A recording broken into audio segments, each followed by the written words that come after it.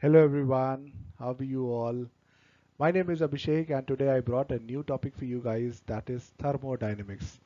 This chapter is very much conceptual and very important for your class 11th and for your IIT JEE or NEET preparation as well. Before starting this chapter, I would request you all, please get a copy and pen so that you can make notes of it.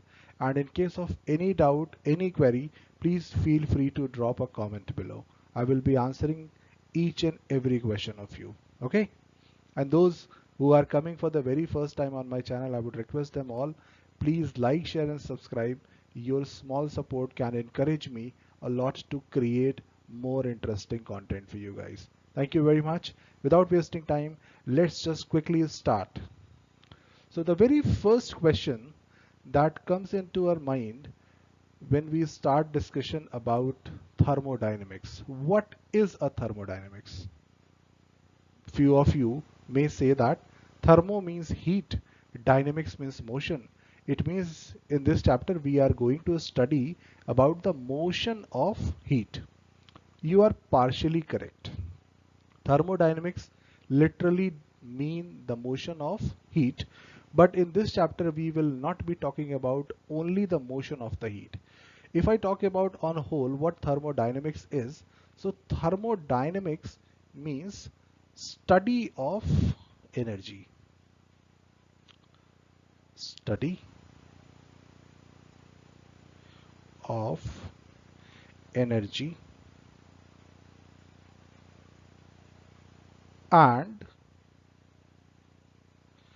interaction of energy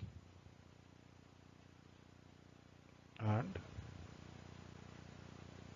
interaction of energy with matter. With matter. This is what thermodynamics on whole meant. How the energy is interacting with the matter which is present in its surroundings. Suppose you have a cup of tea and you kept that tea somewhere, and after some time you observed that the tea become cold. Now what happened? The heat is being exchanged to the surrounding. It means the energy is interacting with the surrounding, and definitely we are going to talk about this energy as well. So this is on whole what thermodynamics mean.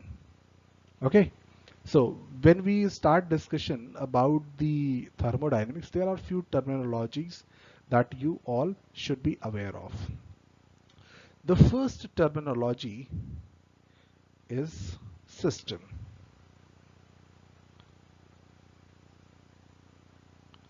The first terminology is system. Let me just correct it.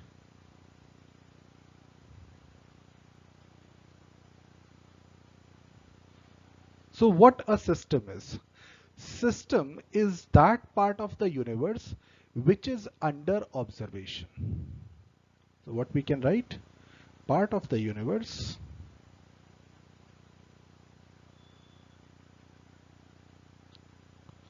part of universe which is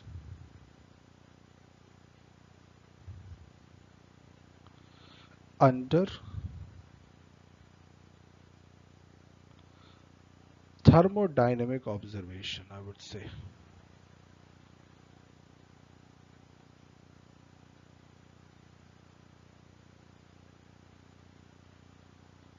Which is under thermodynamic observation.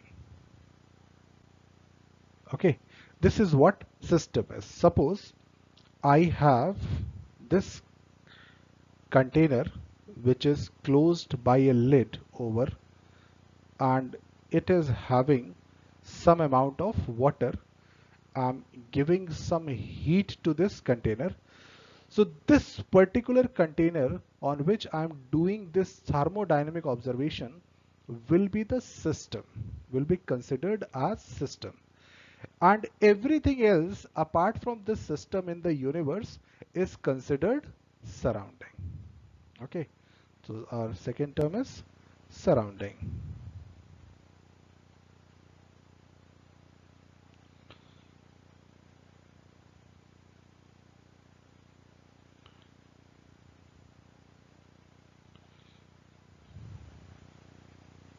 Surrounding means everything in universe,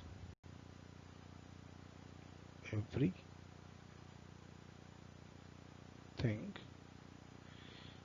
in universe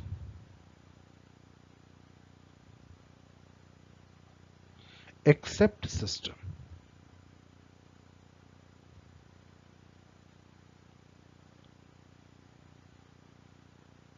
That will be our surrounding. But you know, system is affected by only the immediate surrounding. Suppose you are doing some observation sitting here in India, okay, some thermodynamic observation, and there is snowfall in America. So your this observation, this experiment which is happening in India will not be affected by the snowfall in America. Okay, will not be affected by that. The system is affected only by the immediate surrounding. Okay, so that is your system and surrounding. Now we have one more very important point here, that is boundary. So what boundary meant? Boundary meant a sort of a differentiation between system and surrounding. How far we can, assume anything can be a system. Suppose, again, I'm taking that example. You have this container. This container here. Okay. And in this container, there is some water filled. So the walls of the container will be the boundary. Okay, this is a real boundary. Suppose I consider only this part as a system, only a part here, only the water present in this area inside a container. So this is not a real boundary actually. This is not a real boundary. This is an imaginary boundary. So we can say that the boundaries are of two type. There are two type of boundaries. One is real, imaginary. Boundary can be real and boundary can be imaginary also. Boundary can be rigid. Boundary can be rigid. As you can see, the wall of this container is rigid. Boundary can be flexible also. Boundary can be flexible, like balloon. You are making a balloon or you are doing some observation on balloon, then the wall of the balloon is what? It's flexible. It can shrink, it can expand. Okay. The boundary can be diathermal. Diathermal means those which can transfer heat, and boundary can be adiabatic. Boundary can be adiabatic. Adiabatic means there is no heat exchange. So this is the concept of boundary, which differentiate system and surrounding. This is what boundary meant. Okay, I hope I am making myself clear. Let's discuss what all the type of systems are there. So the first type of system is the open system. So open system is a system in which the exchange of mass and energy both can happen. For example, you see this cup of tea here. So this cup of tea is actually hot and some water is evaporating from the cup. So you can directly see the mass of this tea is exchanging with the surrounding, and after some time this hot tea will become cool.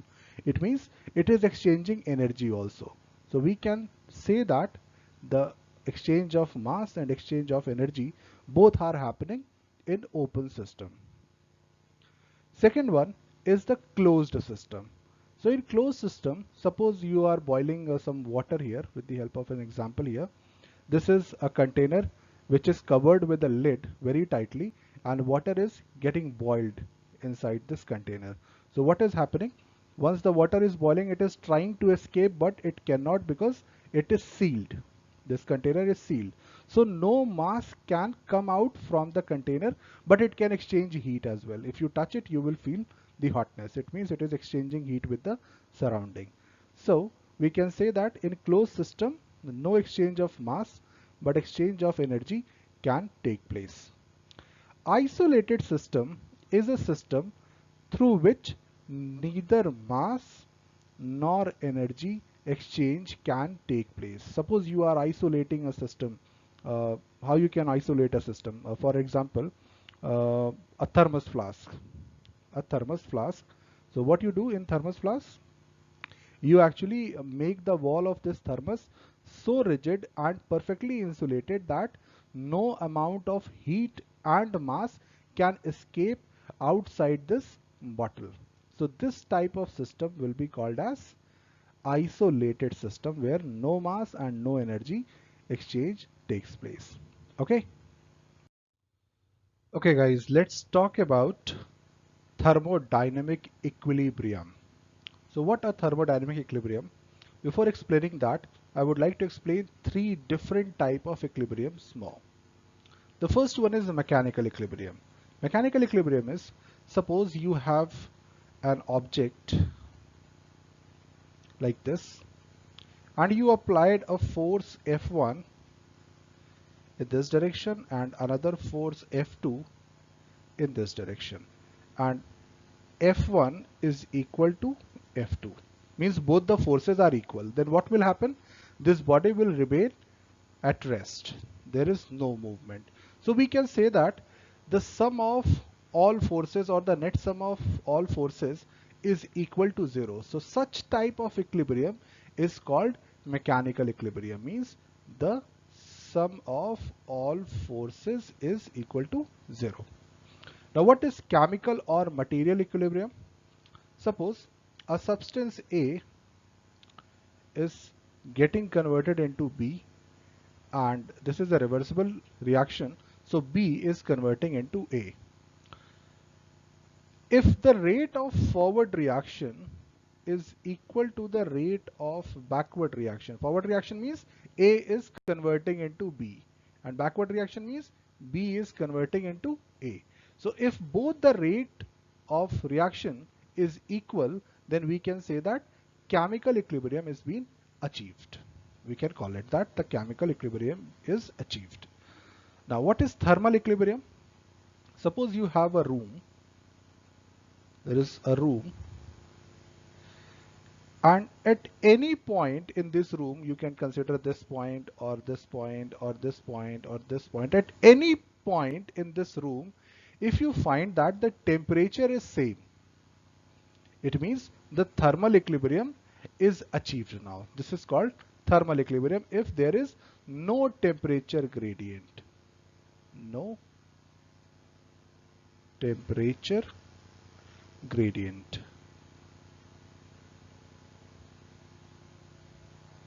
Then we can call it, this is a thermal equilibrium. If a system achieved all three equilibriums simultaneously, then we can say that the system is in thermodynamic equilibrium. When all three equilibriums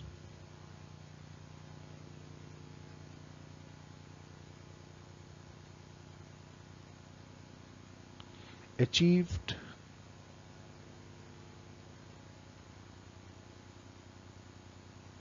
simultaneously,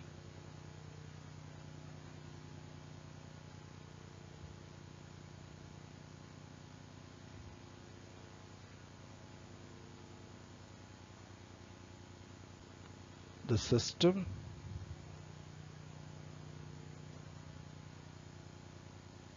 is said to be in thermodynamic equilibrium.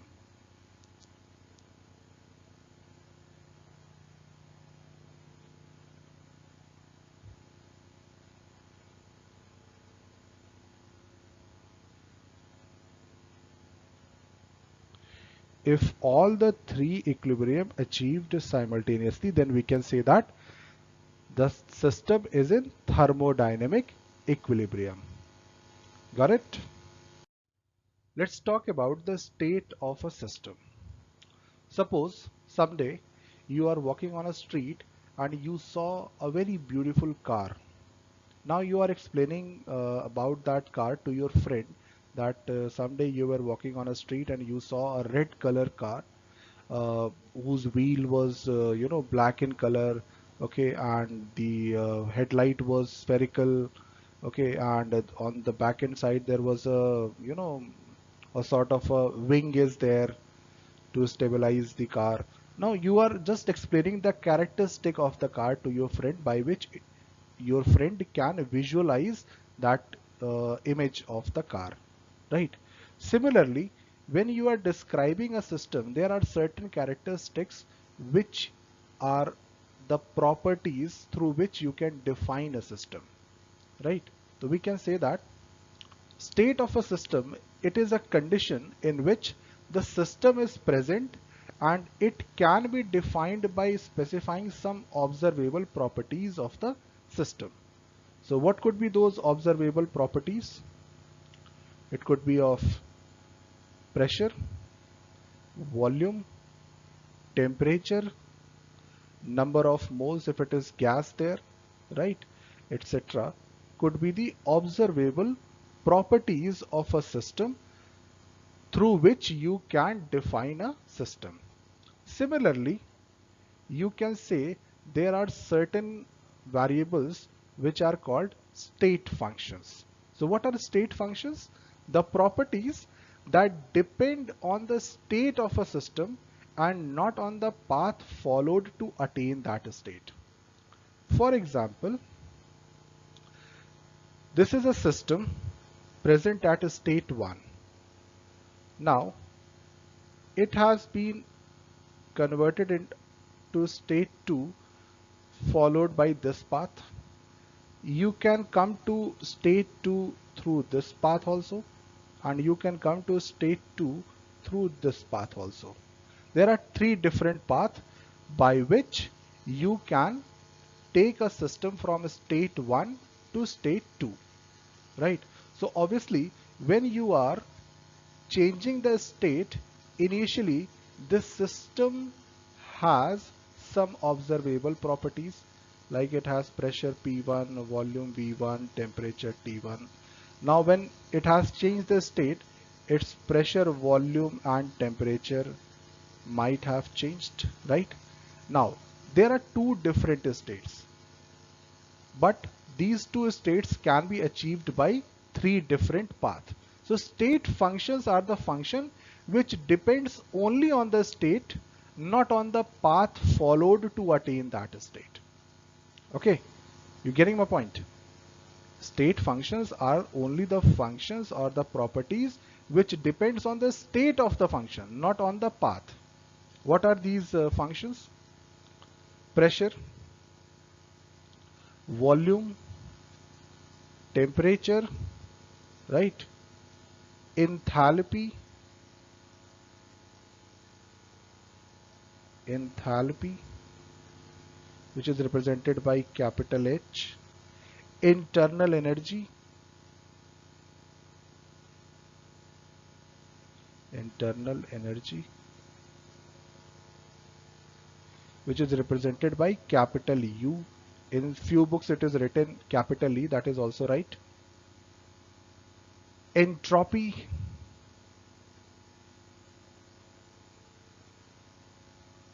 entropy is also a state function. We'll have a separate discussion about enthalpy, internal energy, entropy, and then there is a Gibbs free energy also. Gibbs free energy.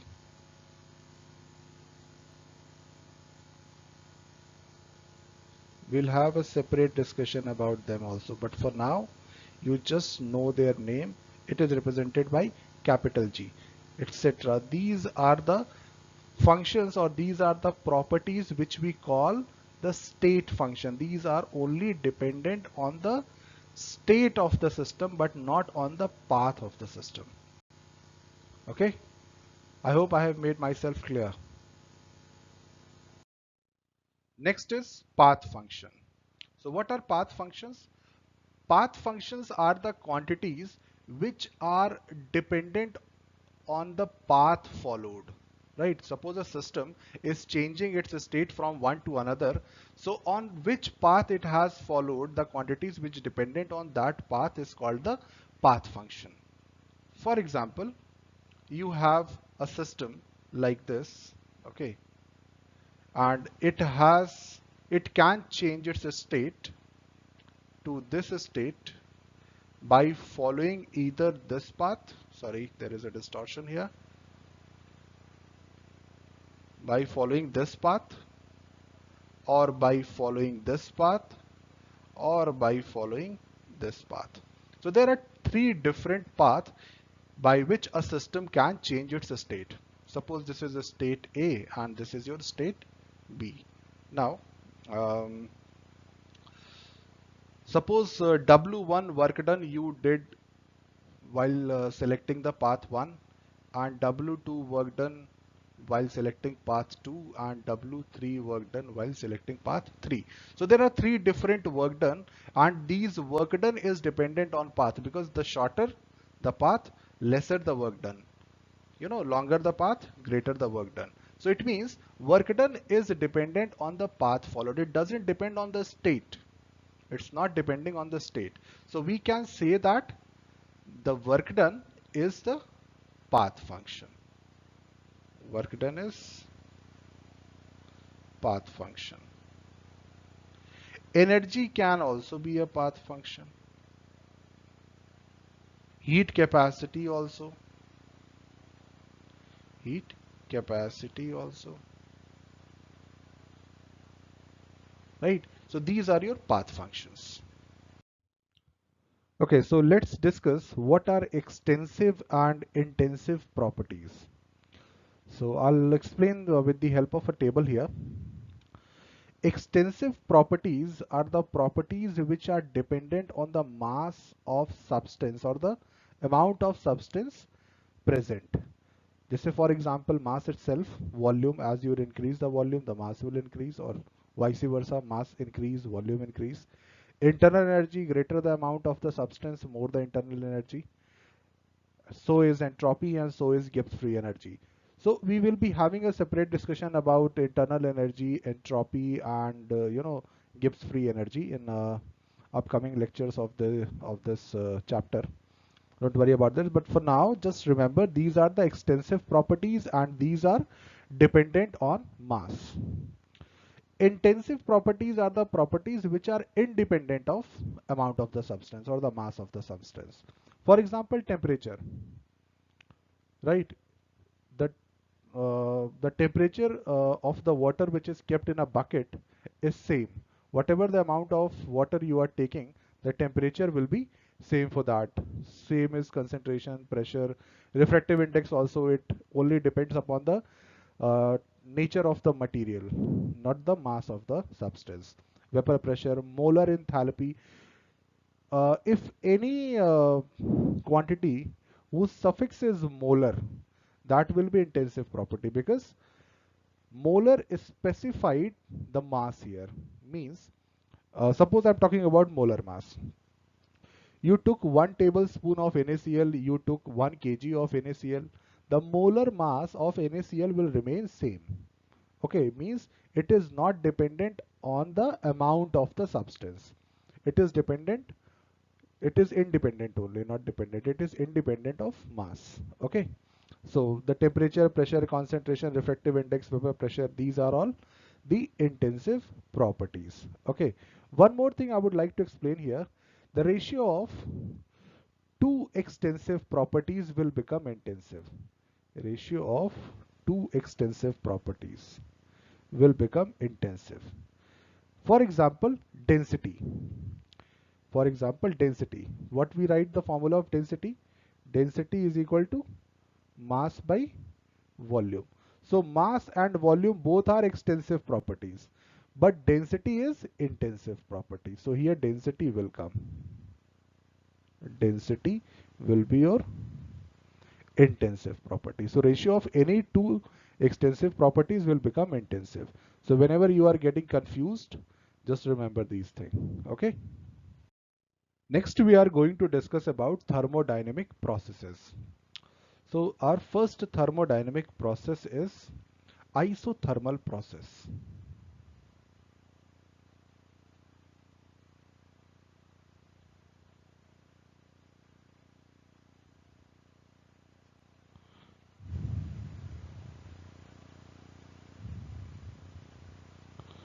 So iso means same. It means what? The temperature will constant here. Temperature will be constant. Any thermodynamic process where temperature is constant, or in other words you can say delta T is equal to 0. There is no temperature difference. So that process will be called isothermal process. Okay. The second process is isochoric.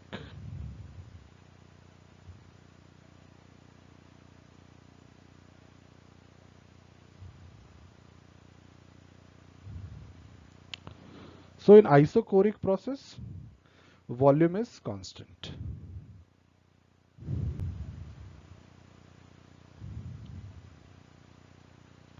It means delta V is equal to 0. There is no change in volume. Third process is isobaric process.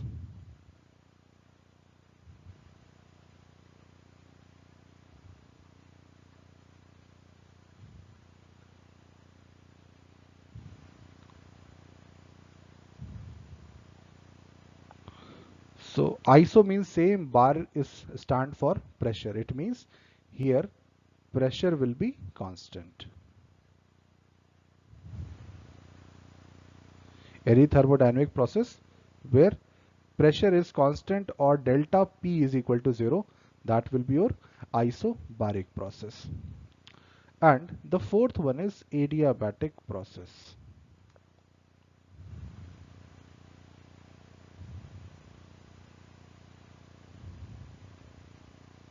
Adiabatic process. So adiabatic process means there is no heat exchange. No heat exchange.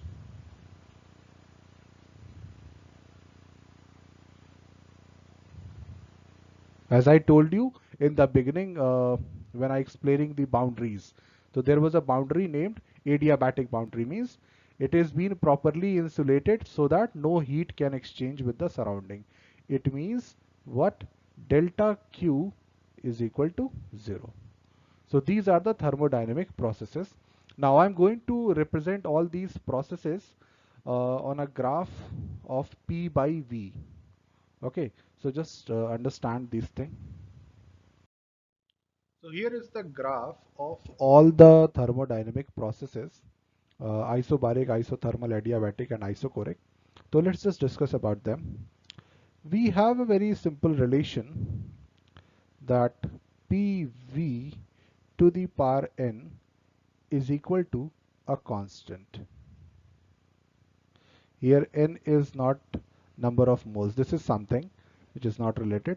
This is some n. Okay. Now for isobaric process, if I talk about, so this is the starting point and this is the final point, and let's put an arrow here because without arrow this will not specify a process. So throughout the process the pressure remain constant.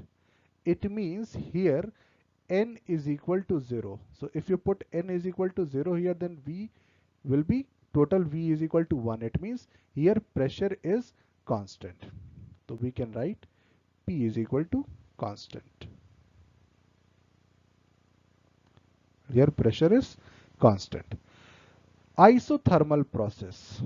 So isothermal process, let's apply an arrow here also.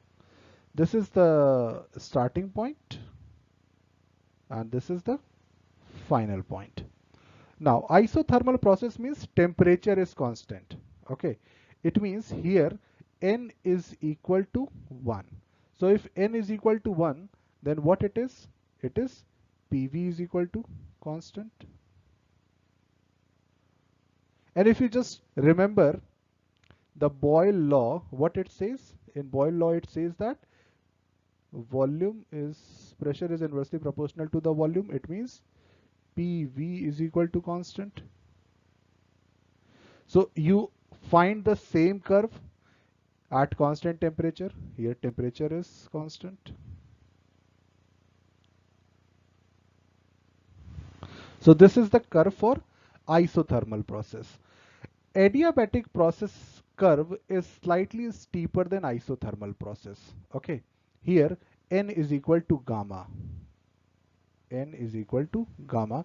You will learn about this polytropic process equation that I just wrote here in physics thermodynamics. So don't worry about that.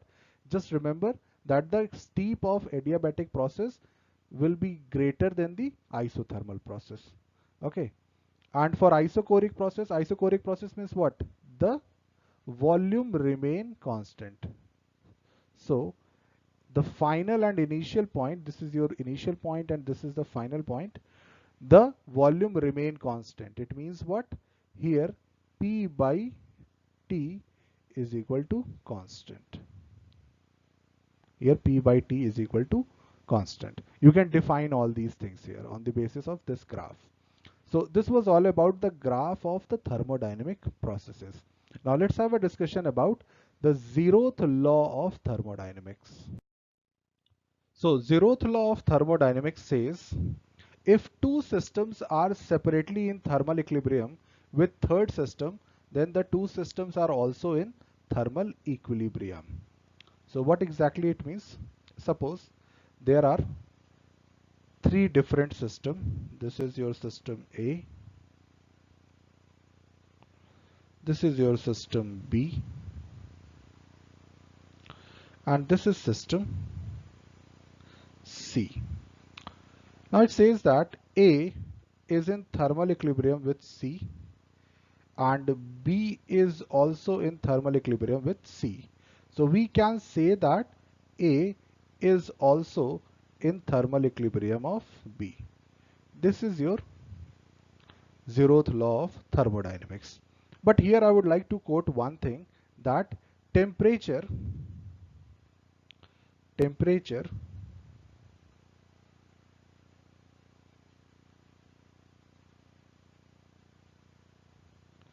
is an abstract quantity, is an abstract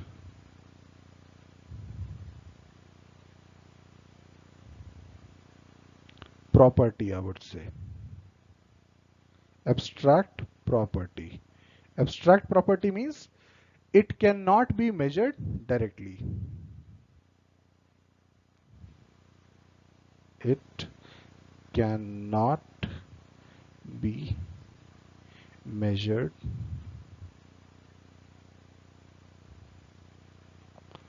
directly.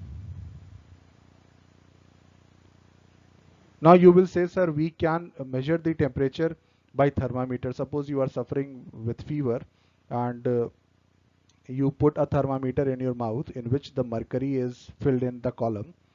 So you can say, sir, I can measure the temperature, but exactly not you are measuring the temperature. You are measuring the expansion of mercury which is filled in that capillary. And you just assumed a scale there that this much expansion of mercury is equal to the temperature of this much. It means that you are not directly measuring the temperature, you are measuring a third property which is related to the temperature. It means the expansion of mercury is somewhere related to the temperature. So temperature is an abstract quantity which cannot be measured directly. This means that. So guys, that is all for today's lecture now. I will bring the next lecture very soon, and in that lecture I will be talking about heat and work done, and then after that we'll be having a discussion about the first law of thermodynamics. Here you may have a question that, sir, why it is zeroth law of thermodynamics? Why it is not started with the first law of thermodynamics? It is because the first law of thermodynamics was discovered earlier than the zeroth law. First, the first law of thermodynamics was discovered, then this zeroth law was discovered. So we cannot roll it back, right? So we named it as a zeroth law of thermodynamics, and after this law, there is a first law of thermodynamics. Okay, so I hope this lecture was very much understandable to all of you. If you like my lecture, please like, share, and subscribe my channel so that you don't miss any sort of update. Thank you very much, guys. Bye bye. Take care.